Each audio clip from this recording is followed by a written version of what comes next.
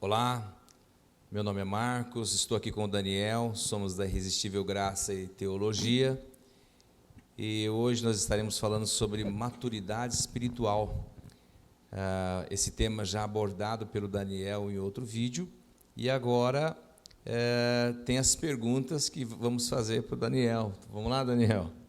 Olá, Marcos, tudo bem? Tudo bem com Ótimo. vocês? Então vamos lá. Ok, o texto é o livro de Hebreus, capítulo 5, versículo 11 a 14, fala sobre maturidade espiritual, esse crescimento em Cristo. Há algumas perguntas que vamos fazer, entre elas, Daniel, por que o autor faz essa comparação do alimento, do leite e do alimento sólido? O que ele quer dizer com isso? É interessante que o alimento sólido, o leite... Antes da gente dar uma explicação com relação ao leite, do alimento sólido, a criança ou adulto, a gente tem que entender, todo o contexto desse livro, dessa carta aos Hebreus, o que estava acontecendo ali com o povo, porque, como o próprio nome está dizendo, carta aos Hebreus, é um escrito que foi escrito aos Hebreus de fato. Via de regra é isso aí mesmo, foi escrito aos Hebreus. E o autor está chamando a atenção de alguém. De quem? Dos hebreus, do povo judeu. Por quê? Ele estava encontrando dificuldades ali, então ele está repreendendo o povo ali. Pessoal, é o seguinte, vocês têm que crescer.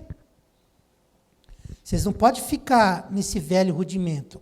É o seguinte, pessoal, o que a cruz de Jesus Cristo, o que a obra redentora de Cristo na cruz conquistou, está muito além dos velhos rudimentos, da lei mosaica, tudo aquilo que foi instituído, no tabernáculo, depois veio o templo, o primeiro, o segundo templo, tal, enfim. Então, a obra de Cristo, ela é muito superior. Então, quando a gente se volta aos textos em Hebreus, a carta aos Hebreus, ela está ensinando o que para nós? Que Jesus Cristo ele é superior ao quê? Ele é superior a tudo que foi estabelecido no Velho Testamento. Então, ele é superior a quem? Ele é superior a Moisés. Ele é superior a Abraão, pai da fé. Ele é superior aos profetas. Ele é superior aos sacerdotes. Ele é superior a tudo. Ele superou tudo aquilo. Então, assim, para nós deixarmos de ser crianças na fé, nós temos que crescer nisso, ou aquilo que foi estabelecido por Cristo. E ao ponto de nós tornarmos o quê? Adultos em nossa fé cristã. Então nós temos que crescer de fato. Crescer. Se a gente continuar nos velhos rudimentos, nós nunca iremos crescer. Nós sempre vamos precisar, porque o povo, quando a gente se deleita no Velho Testamento, em tudo aquilo que foi instituído, você percebe que os sacrifícios de animais, ele não supria aquilo que realmente o povo precisava com relação a Deus. Só encobria. O povo não tinha livre acesso a Deus. Com a obra redentora de Cristo na cruz, aquilo que foi conquistado, nós temos livre acesso ao Pai. E foi necessário o quê? Um único sacrifício.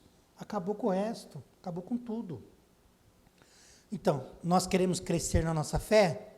Precisamos crescer na nossa fé e nos tornarmos adulto, e um adulto ele ingere o quê? Alimento sólido. A criança precisa, porque ela é frágil ainda. Ela é frágil, ela precisa o quê? De um leite. E na nossa caminhada da fé, nós temos que crescer degrau em degrau para nós atingirmos o quê? A estatura de adulto e ser mais consistente, às vezes é tão simples e ao mesmo tempo parece que é tão complexo, mas é simples. A gente só tem que entender o que o texto da carta aos Hebreus quer nos transmitir e quis transmitir a eles.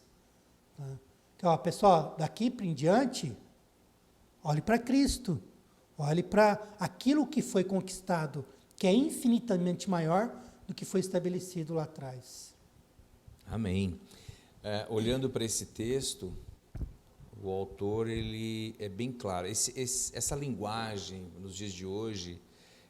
Então a pergunta é: qual o paralelo que nós podemos fazer?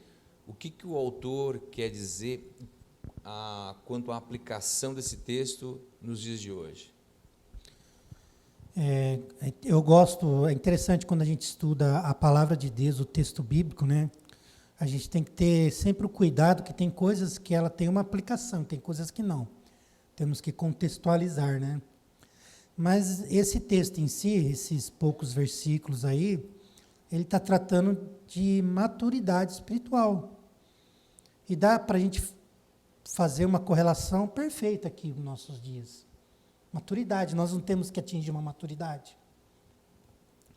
Eu já sou casado há 19 anos, né, deixei a casa dos meus pais, praticamente aí faz 20 anos. Então a gente tem que crescer, né? Sim. Nós temos que crescer. O crescer é praticamente uma obrigação.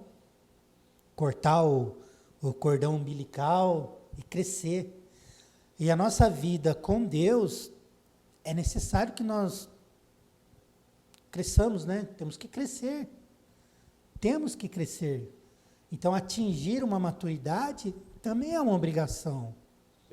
Né? Então, dá para a gente fazer uma correlação perfeita aí, dessa maturidade, em que o autor dessa carta, ele chama atenção ao povo e também nos chama atenção hoje. Está chamando a nossa atenção. Pessoal, é o seguinte, vocês têm que crescer. Né? Igreja de Jesus Cristo, vocês também têm que crescer. Vocês não podem sempre estar batendo, tentando resolver sempre os mesmos problemas. A gente nunca supera. A gente nunca sobe o próximo degrau. Né? Então, às vezes, os mesmos problemas vão surgir, mas aí automaticamente você desenvolve a habilidade de resolvê-los. Isso é maturidade. Então, se você demorava, vou dar um exemplo assim, 1 hora para resolver um problema, com a sua maturidade e experiência, você resolve em 1 minuto. É Perfeito. Maturidade, é experiência. Então, ele tem uma aplicação bem, quase que literal, vamos dizer assim, né? Ok. Hoje, traduzindo para uma linguagem contemporânea, o leite, ele quer dizer o crente mimimi. O grande problema que temos visto nessa caminhada, nessa longa caminhada com Cristo, é que as pessoas, elas querem continuar vivendo a mesma vida, não há diferença entre o que o autor aos Hebreus diz. Ela quer viver a mesma vida que ela vivia no mundo, ou seja, as mesmas práticas do pecado, quer trazer isso para dentro da igreja como se fosse normal, até porque há uma cultura totalmente contaminada pelo concorrente, né, pelo inimigo, pelo adversário, pelo diabo. Há uma cultura que colocou na sociedade, e essa cultura, aos poucos, tem entrado dentro da igreja. Aos poucos, as pessoas têm levado, achando que aquilo que elas faziam no passado, antes de conhecer a Cristo, era normal. Então, eu posso estar cometendo os mesmos erros, posso fazer as mesmas coisas, eu posso ter o mesmo linguajar. E esse texto, se pregado para determinados públicos, há um risco sério que eles saiam da igreja, vão para uma outra igreja. Se escandalizem. Se escandalizam, porque me chamou de crente de criança, falou que eu ainda estou tomando leite, sendo que eu deveria ter alimento sólido, me chamou de crente mimimi, de cristão mimimi. Então, esse é um problema que foi escrito para aquela época e ainda cabe muito bem para os nossos dias. Está aí uma prova que a palavra de Deus se renova a cada dia. Mas uma outra pergunta, Daniel, é que o autor diz que há muito gostaria de dizer, quer dizer, eu tenho muito mais coisa a dizer. Nesse seu estudo desse texto, que conclusão, ou o que você acha que isso quer dizer? Olha, Marcos, foi muito bem colocado. Você falou um negócio aí que às vezes a gente quer transmitir tanta coisa e algumas coisas vão... Mas fez uma colocação aí com relação à Igreja de Cristo. Quando nós vamos para a igreja, ou nos convertemos, começamos a nossa caminhada com Cristo, o velho homem tem que morrer. E o velho homem, ele sempre quer vir à tona. Uma vez eu escutei isso num estudo bíblico e me chamou a atenção. O velho homem sempre quer vir à tona. E nós temos que matá-lo todos os dias. Então, a proposta do Evangelho é essa, fazer nova todas as coisas. Mas, porém, o velho homem tem que ser morto todos os dias. Ele tem que morrer. Ele tem que morrer para as paixões deste mundo. E não dá para a gente traçar um paralelo da Igreja de Cristo com o mundo e adequar, não. É radical.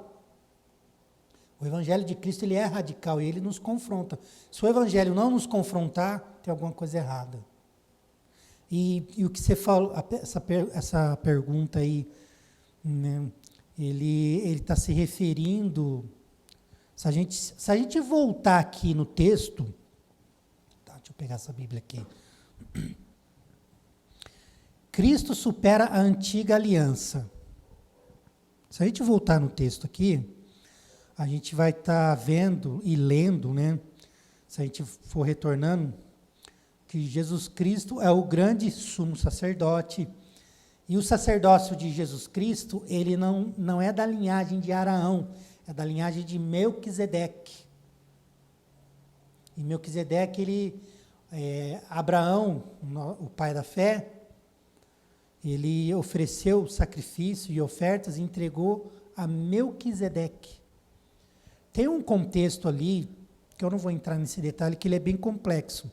Então, quando ele chama a atenção, pessoal, é o seguinte, eu queria falar muitas coisas a vocês, eu queria apresentar muitas outras coisas a vocês, mas não posso.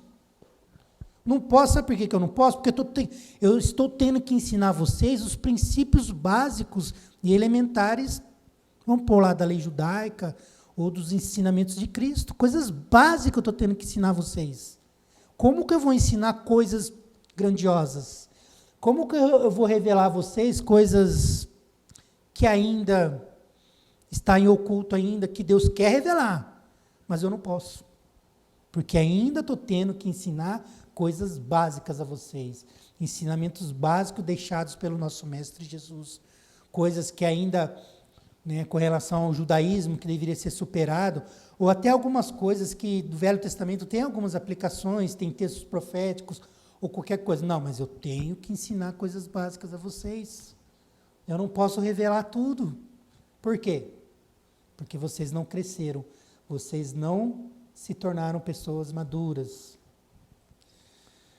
É uma grande verdade, porém é extremamente complicada, porque olhando para o cenário atual do Brasil, nós somos um país de grande maioria cristã. Cristã que eu digo num contexto geral.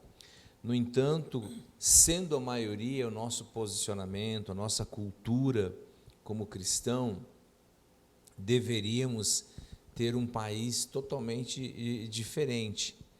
Mas porque nós temos uma mistura de culturas, e eu me falo não de cultura espiritual, eu não só estou falando exatamente do contexto que estamos sendo abordado agora, mas eu quero dizer também da cultura do reino. Então, quando o autor fala sobre essa questão desse crescimento, da necessidade da maturidade, de formar novos mestres, quando o autor se refere a justamente essa cultura, eu creio que se nós brasileiros fôssemos levados a pensar nessa linha de pensamento, ou nós criássemos os nossos próprios pensamentos e não tomássemos decisões baseadas no rodapé de mensagens das redes sociais, com certeza a nossa nação estaria em outro patamar, num outro nível sociocultural. Bom, falando desse nível, falando de maturidade, falando da realidade da nação hoje, a minha pergunta é: por que, não só a nível igreja, mas principalmente a nível igreja, por que temos a dificuldade, baseado nesse texto, de formar líderes? Muita gente quer liderar, mas a formação propriamente dita é difícil, temos essa dificuldade. Por quê? Olha, Marcos, ser líder é para poucos, é muito poucos, e muitos exercem papel de liderança, mas não são líderes. Tá? Muitas vezes tem pessoas que estão numa posição de liderança, mas não são líderes. E a Bíblia, ela nos ensina, a Bíblia, se a gente... Eu já tive contato com literaturas de pessoas que exercem papel de lideranças, e tem até um livro que eu li já faz um tempo, Monge Executivo, que trata sobre liderança, e a Bíblia, ela nos ensina a ser líderes. A Bíblia, ela tem preceitos que nos tornam, vamos pôr aí, como líderes refinados. Tá? Ela tem essa proposta, entendeu?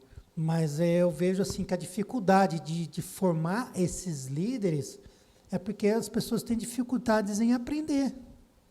Porque o líder, ele está em quê? Constante aprendizado. O líder, ele está. O líder, ele tem que se tornar um líder maduro. Às vezes tem um líder, ele é um líder nato, mas ele pode ser um líder nato inexperiente, imaturo ainda, que comete alguns deslizes. Mas eu acho que aquela pessoa, principalmente aquela pessoa que ela é uma líder nata, nasceu para ser líder, ele tem que ser polido, ele tem que ser lapidado, e ele tem que atingir maturidade. Ele tem que se tornar uma pessoa madura. Aí ele vai aí realmente ele vai se tornar um líder de acordo com um propósito bíblico, um propósito realmente de liderar uma igreja, de conduzir pessoas, né? Todo pastor, na minha concepção, ele é um líder em potencial. Né? Todo pastor é. Mas todo pastor é líder? Não. Não, de fato, verdade. Não. Mas todo pastor é um líder em potencial, que também tem que atingir essa maturidade, a qual nós estamos debatendo aqui, a qual eu falei, né, ministrei o estudo no vídeo anterior aí. Temos que atingir essa maturidade. E o líder, quando o líder ele não consegue essa maturidade, eu vou pôr aí na minha concepção, é que ele não entendeu alguns princípios básicos. Que se ele aprender, ele se dedicar, ele estudar e aprender com os próprios erros, ele vai conseguir exercer esse papel de liderança. Porque todos nós temos que estudar. Sim. Todos nós temos que estudar. O líder ainda mais. Principalmente se ele entender o chamado dele, a posição dele como líder, ele vai ver que sobre os ombros dele pesa algo a mais. Aí ele vai ter que ter o contato com os livros, sabe que ele vai estar numa linha de frente, e ele sempre vai ser cobrado algo a mais dele, pela posição que ele ocupa. E no papel, no nosso contexto, nos nossos dias hoje, que nós temos as nossas igrejas e pastores liderando, mesmo que alguns pastores não percebam, mas ele está numa posição que ele deveria ser um líder. É porque todo o pastor, no geral, deveria ser assim. Todo líder, todo pastor é um formador de opinião. Correto. O grande problema que eu vejo no Brasil, talvez entre poucos países como o Brasil, mas é que o indivíduo, o cidadão, ele vai para a igreja, não concorda com o pastor, porque não tem essa maturidade, a primeira reação que ele faz é: vou abrir uma igreja. Eu recordo conversando com um colega pastor, aí, um amigo pastor, e ele comentou que um membro pediu, sem nenhum preparo, tinha acabado de aceitar Jesus, não tinha lido a Bíblia, mas ele queria pregar. E pelo fato do pastor ter dito: você é ganho, você é consolidado e depois é enviado. E muitos são ganhos e já querem ser enviados, não quer ser consolidado, não quer ser treinado, não quer ser discipulado. E o que acontece que eu enxergo, e é justamente isso que eu gostaria de ver com você, é que, imagine uma pessoa vai a um consultório e não concorda com o médico e ela vai abrir um outro consultório? Ela não vai. Não. Por quê? Porque ela tem que fazer medicina. Ou então, vamos pensar que você entra no consultório de um dentista, você não concorda com o dentista e você corre abrir um consultório também. Então, e por que então não aplicar a mesma regra na teologia? Eu não concordo com o pastor, então vou correr abrir uma igreja? Simplesmente vou lá, pego um alvará e um CNPJ e vou abrir uma igreja? Então, por que não fazer uma teologia? Por que não fazer uma faculdade? Então, é esse bom senso, essa maturidade que precisa ser criada. Então, qual o seu conselho, com a sua experiência, para esses que anseiam ser pastor, anseiam liderar, como você acabou de mencionar os livros? Qual o conselho que você daria para essas pessoas? Olha, Marcos, vou falar uma coisa para você. A pessoa que almeja ser um pastor, muitos não sabem o que estão almejando. Mas você está falando que é ruim? Não, de maneira alguma. Só que é penoso. O pastor sofre e calado. Né? Porque se a gente for olhar bem o papel de um pastor, todo mundo olha pelo status. Mas um pastor vai cuidar de gente. Qual que é o papel de um pastor? Vamos lá, o pastor de ovelhas que está tomando conta daquele rebanho, né, aquelas ovelhas, está lá 200, 300 ovelhas, lá tem aquele pastor tomando conta daquelas ovelhas lá no campo, certo? Ele tem que tomar conta daquelas ovelhas, de fato, é literal, o sentido é literal, entendeu? Porque tinham lobos, tinha outros animais predatórios, ele tinha que ficar de olho naquelas ovelhas. Então, ele tinha que exercer o papel dele de pastor e tomar conta daquelas ovelhas, porque algumas iriam se perder. Então, quando você traz isso para o nosso contexto de um pastor de almas, né, cuidar de gente, é o sentido literal, é cuidar de gente mesmo. Às vezes o pastor vai ser intransigente, às vezes o pastor vai ter que aconselhar homens, tem que aconselhar mulheres, com sabedoria, lógico, entendeu? Tudo com sabedoria, sem escândalo, sem nada. Mas ele vai cuidar de gente. Olha a complexidade, olha onde essa pessoa está se metendo. É cuidar de gente no sentido literal. Então, muitos eles não sabem o que eles estão almejando. Muitos estão olhando pelo status. Eu já não olho pelo status, eu olho pela complexidade o que aguarda essa pessoa, do que ela almeja. Tá?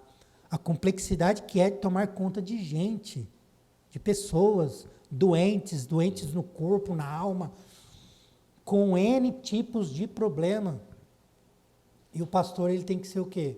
Pessoas preparadas. Então, como você bem mencionou aí, que achei interessante a sua colocação, né? A pessoa está sendo pastoreada, ela chega num ponto na vida dela que ela não concorda com aquele pastor, ela vai e abre um ministério próprio. Fundamentado em quê? Preparado, estudou, não estudou, entendeu? E o pastor hoje, que ele não lê, que ele não estuda, ele está fadado, sabe, alguns ao perigo de falhar, de cair na metade do caminho, infelizmente. Ok. Isso é um assunto bastante complexo, maturidade espiritual.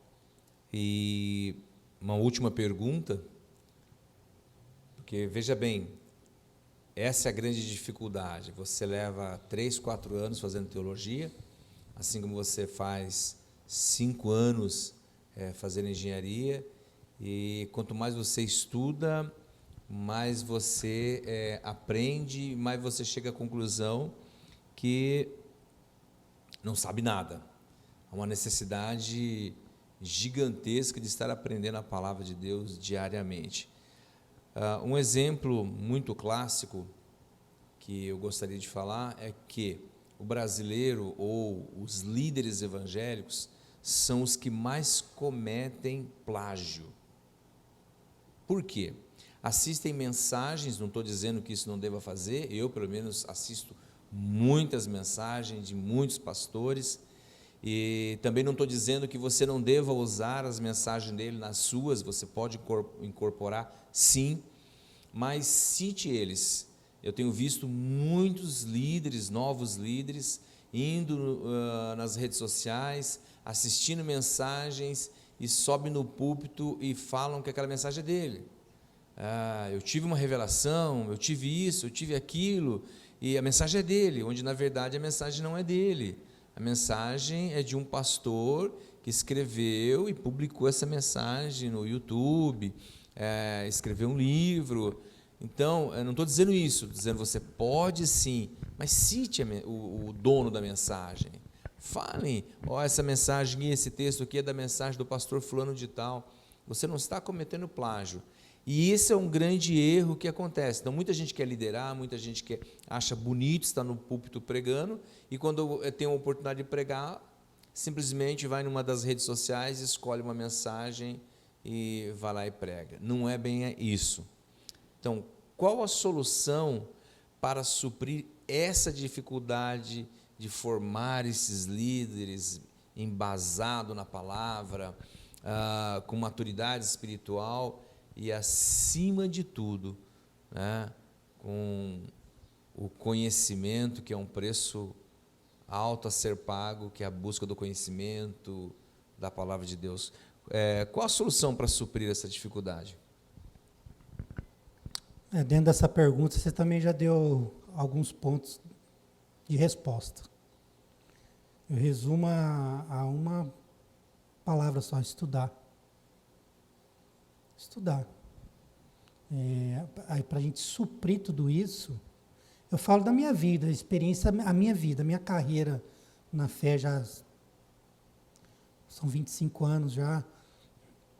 Assim, escutei muitos pregadores, né, dentro da minha igreja, fora da minha igreja, sabe? E com o contato com os livros, investindo muito nisso, não é pouco, chega num ponto que você começa a caminhar com as próprias pernas. Isso deveria ser natural, ou pelo menos deve ser natural. E que você não tem mais uma necessidade, um anseio, não que... a proposta nossa aqui também é isso, a gente alimentar pessoas através do nosso conhecimento, que conhecimento não é para você guardar para si, você vai enfiando dentro de um baú lá, e você guarda lá num cômodo da sua casa aquele baú, não. Conhecimento você adquire e você transmite ele. Você tem que passar conhecimento adiante. Quem prega está passando conhecimento adiante. E pregar é uma boa palavra, sabe assim, bem temperada, uma boa palavra. E nós temos que estudar. A obrigação do crente, do cristão, do servo de Deus, servo de Jesus Cristo, é estudar. Não tem fórmula mágica, não tem revelação direta, né? Parece que tem um fio conectado aqui, Deus está transmitindo. Não. Tem que suar a camisa mesmo, tem que dedicar tempo. Isso demanda tempo. Estudar a palavra de Deus demanda tempo, dedicação, investimento. Não tem fórmula mágica. E você vai chegar num ponto na sua vida que você vai começar a produzir. Sem precisar. O que eu preciso hoje é de livros de Bíblia. Então eu consigo produzir. Você começa a caminhar. A maturidade. É que nem a criança, ela começa a caminhar. Quando ela aprendeu a andar, ela vai aprender a correr. E depois, atingindo a fase adulta, ela vai seguir a sua própria vida, os próprios caminhos. Essa é a caminhada da fé.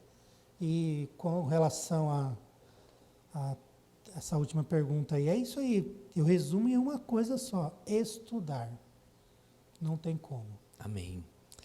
Isso é muito bom. Vamos encerrando. E discutir e comentar a palavra de Deus é sempre gratificante, tem um crescimento. E a minha dúvida e o meu desejo também é que você cresça na graça e no conhecimento. Meu desejo é que você seja abençoado e, como o Daniel falou, essa conexão, esse fio não tem, você tem que pagar o preço, você tem que estudar a palavra. Então nós vamos encerrar e eu gostaria de encerrar com a resposta de uma pergunta para o Daniel. Como alimento espiritual para o recém-nascido é o leite e para o adulto é um alimento sólido, e nós temos várias receitas de alimentos sólidos, né? No dia a dia, na nossa vida secular. Mas na vida espiritual, Daniel, nos passe uma receita, uma única receitinha de um bolo ou de um prato espiritual para os crescidos, para os maduros ou para aqueles que desejam a maturidade espiritual. Nós que já somos adultos, a receitinha básica é leitura bíblica, jejum, oração. Esse é o alimento sólido. Não tem outra receita. Amém. Né? A leitura eu posso estender a um bom estudo. A gente lê e estuda. Tem que ter o estudo. Né? A leitura ela é uma obrigação. Estudar já vem em seguida. Né? Uma vida com Deus se resume em você ter uma prática de jejum e você ter prática de oração. Não tem outro. O alimento sólido eu vou resumir a isso aí. Tá certo? Amém. Amém. Obrigado. Deus abençoe a todos. Amém. Até a próxima, pessoal. Deus abençoe.